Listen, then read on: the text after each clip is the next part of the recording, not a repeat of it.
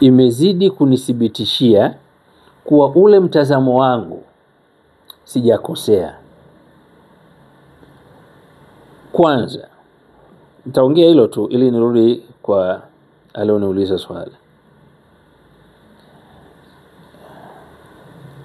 Hoja haijibiwi kwa jazba au kwa ushabiki. Hoja inajibiwa kwa hoja madhubuti. Ila kwanza. Lakini la pili, tafiti haijibiwi kwa ushabiki, inajibiwa kwa tafiti bora zaidi kuliko ile tafiti iliyotoka. Sasa haya yananifanya niamini kuwa hawa wasomi ninaowaona na nchi ninavyotembea, hizi nchi za wenzetu, bado na mashaka na wasomi wa Tanzania. Siwakubali kwa 98% kabisa. Sina maana alioniuliza swali simkubali kwa sababu ya shahada aliyokuwa nayo. Nilijiuliza tu, asiwe huyu kafundishwa na yule profesa. Kwa hiyo sikumjibu, nikawa na tahadhari hiyo. Jibu langu la kwanza,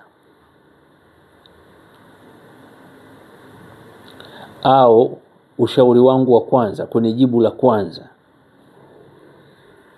si kila mtu atajua kila kitu, hapana. Ndio maana tunaambiwa tuwaulize wenye kujua ikiwa hatujui, tuwaulize wenye kufahamu ikiwa hatufahamu, tuwaulize waliofanikiwa ikiwa hatujafanikiwa, tuwaulize wavumbuzi ikiwa si hatuna uwezo wa kuvumbua. Hiyo inakwenda.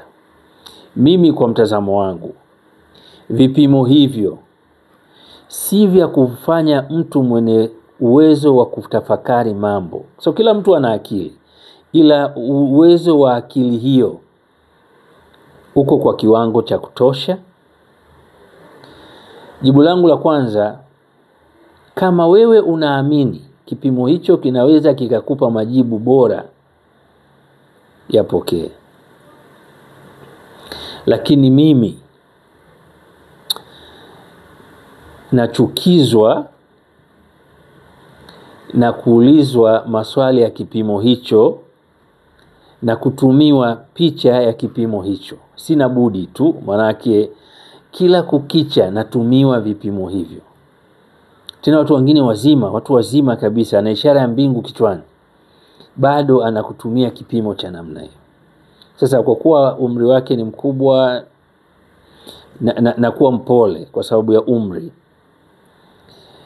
nabaki nafikiri nini cha kufanya. Hili ni jibu la dada yangu wa kwanza alionipigia. Maana ni binti, na sikumuuliza umri nini, lakini sauti yake na kujitambulisha kwake ni binti. Kwa hiyo dada yangu, ukiona majibu hayo yanakufurahisha, leo positive, kesho negative, basi jihukumu leo umepona, kesho mgonjwa, maisha yaendelee. Kwa sababu unaelekezwa au mnaelekezwa, mmeng'ang'ana, sijui nini cha kufanya. Tuachane na jibu la dada yangu huyo wakati nakuja Dodoma.